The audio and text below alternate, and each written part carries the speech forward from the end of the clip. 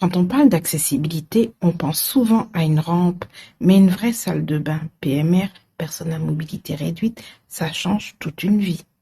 Avant de commencer cette vidéo, j'ai une information à vous partager. Dans ma précédente vidéo, je vous expliquais que mon logement était totalement à ma charge. Mais depuis, j'ai reçu une notification de la Sécurité sociale de la Guadeloupe. Mon hébergement est finalement pris en charge et ça, je tenais à vous le dire, parce que parfois les démarches aboutissent. Hello à toi et bienvenue dans Déconstruire ensemble, le podcast qui explose les clichés sur le handicap. Je suis Nathalie Gène, j'ai 50 ans et à ma naissance, mon espérance de vie était estimée à seulement 24 heures parce que je suis atteinte d'une maladie congénitale rare, le spina bifida avec hydrocéphalie valvée. Aujourd'hui, je vis à la Guadeloupe et à travers Déconstruire ensemble, mon podcast, je suis présente sur les réseaux sociaux pour changer le regard sur le handicap, parler des réalités qu'on ne voit pas et partager du vécu, du concret et de l'humain. Parce que le handicap ne se résume pas à ce que l'on voit et que derrière chaque corps différent, il y a une histoire, une force et une vie à part entière. Parce que l'accessibilité, ce n'est pas du confort, c'est une condition pour vivre. Aujourd'hui, à travers ma salle de bain, la salle de bain de ma chambre à la Clarté Dieu, une vraie salle de bain adaptée, je vais vous montrer que tout est pensé correctement. Regardez la douche, pas de marche, accès direct, espace suffisant.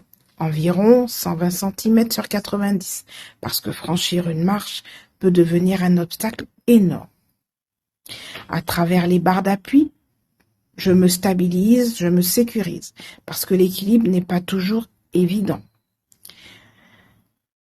Regardez, sous le lavabo, le dessous est vide pour passer les jambes, pour s'approcher correctement. Sinon, on ne peut pas l'utiliser. Il y a un espace de rotation d'environ 1,50 m pour tourner, pour manœuvrer, parce que sans ça, on est bloqué. Et moi, aujourd'hui, je peux vous dire une chose. Quand tout est adapté, je peux me débrouiller seule. Et ça change tout. Je n'ai pas à m'appuyer sur qui que ce soit. Le handicap, ce n'est pas toujours le corps, c'est souvent l'environnement qui n'est pas adapté. Et quand l'environnement est adapté, le handicap diminue. Et si vous avez besoin d'adapter votre logement, il existe des aides. La sécurité sociale, la mutuelle, la MDPH, les aides à l'aménagement et surtout les assistants sociaux, parce qu'il ne faut pas rester seul face à ça.